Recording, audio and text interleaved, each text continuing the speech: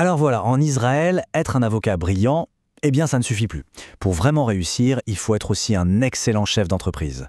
Et c'est justement de ça qu'on va parler, comment on transforme la gestion d'un cabinet, souvent vu comme une corvée, en un vrai levier de croissance. La question au fond, elle est là, hein. C'est quoi la réalité du métier aujourd'hui en Israël? C'est ce double défi, cette double casquette. D'un côté, il faut maîtriser le droit, évidemment, mais de l'autre, il faut piloter une vraie petite entreprise. Et croyez-moi, c'est souvent là que tout se joue. Ok, alors voici le plan de match. On va commencer par regarder de plus près ce fameux double défi, ensuite on parlera de la boîte à outils numérique, c'est super important, puis on enchaînera sur les déductions professionnelles, les bonnes pratiques fiscales, et on terminera sur l'avantage d'avoir un expert à ses côtés. C'est parti. Allez, premier point, le double défi de l'avocat. Il s'agit d'équilibrer l'expertise juridique et la rigueur financière. Parce que soyons clairs, le succès d'un cabinet, ça ne se mesure pas qu'au nombre d'affaires gagnées, mais aussi et surtout à sa santé financière.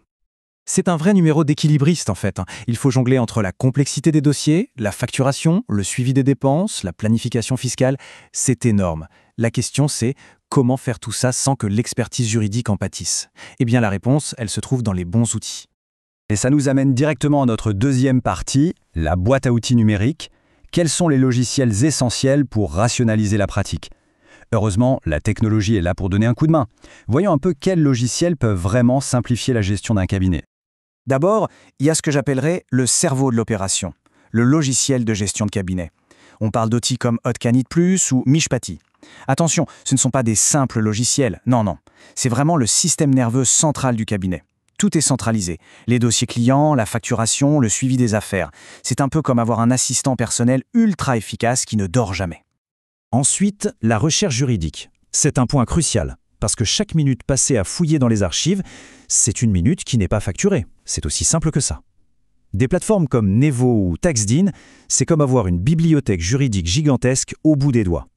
L'objectif est simple, moins de temps à chercher, plus de temps à élaborer des stratégies. Et pour finir avec les outils, la signature électronique. Franchement, à notre époque, c'est indispensable. Fini le papier, les impressions, les allers-retours pour une simple signature. Tout ça, c'est du temps perdu. Des solutions comme ComSign ou eSign, ça sécurise et ça accélère tout le processus de validation. C'est la marque d'un cabinet moderne, tout simplement. Troisième point, et pas des moindres, les déductions professionnelles. Comment transformer les dépenses en avantages financiers? Souvent, on voit ça comme une corvée, de la paperasse. Mais en réalité, c'est une véritable mine d'or. Ce n'est pas juste de l'administratif, c'est une pure stratégie pour améliorer la rentabilité. Et quelles sont ces dépenses? Eh bien, il y a les plus évidentes, les frais de logiciel et les abonnements, bien sûr, les déplacements pour les audiences ou les rendez-vous clients, la formation professionnelle, mais aussi les fournitures de bureau, les abonnements à des revues spécialisées. Chacune de ces dépenses, c'est une occasion de réduire la charge fiscale. La clé, c'est de ne vraiment rien oublier. Tenez, un exemple qui surprend souvent mais qui est très parlant, la tenue professionnelle. Oui, en Israël, les dépenses pour acheter des tenues adaptées à la profession, comme un costume ou une robe d'avocat, peuvent être vues comme des frais de représentation. C'est l'exemple parfait d'une dépense qui est de toute façon nécessaire et qu'on transforme en avantage fiscal. Mais, et c'est un mais très important, il y a une règle d'or. Une seule. Pas de justificatif, pas de déduction. C'est aussi simple que ça. Chaque facture, chaque reçu, chaque petite note de frais doit être conservée, méticuleusement. C'est la seule et unique façon de pouvoir justifier ces déductions et d'être tranquille. Bon, après ces astuces assez spécifiques, prenons un peu de hauteur. On passe à la quatrième partie, les meilleures pratiques fiscales. L'idée ici, c'est de bâtir un vrai système pour garantir la santé financière du cabinet sur le long terme. Et ce système, il tient sur 3 piliers. C'est assez simple en fait. Premier pilier, tenir une comptabilité précise et régulière. Pas de surprise là-dessus. Deuxième pilier, on vient d'en parler, conserver absolument toutes les factures et tous les reçus. Et le troisième, c'est de mettre en place une planification fiscale qui soit stratégique. Il faut anticiper.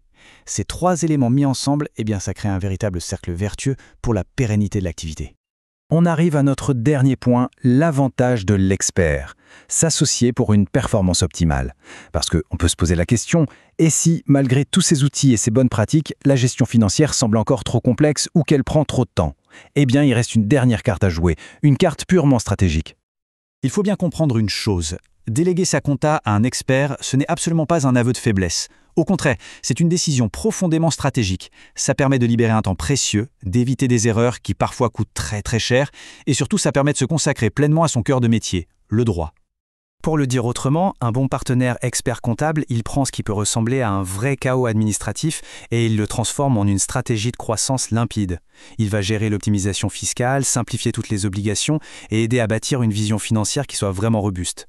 C'est en quelque sorte la dernière pièce du puzzle pour que le cabinet puisse vraiment atteindre son plein potentiel. Et on termine donc avec cette question, une question à se poser. Le cabinet est-il bâti pour un succès maximal? Est-ce que les outils en place, les stratégies fiscales, les partenariats, est-ce que tout ça est vraiment à la hauteur des ambitions, qu'elles soient juridiques ou financières? La réponse à cette question pourrait bien dessiner l'avenir de l'activité. Merci.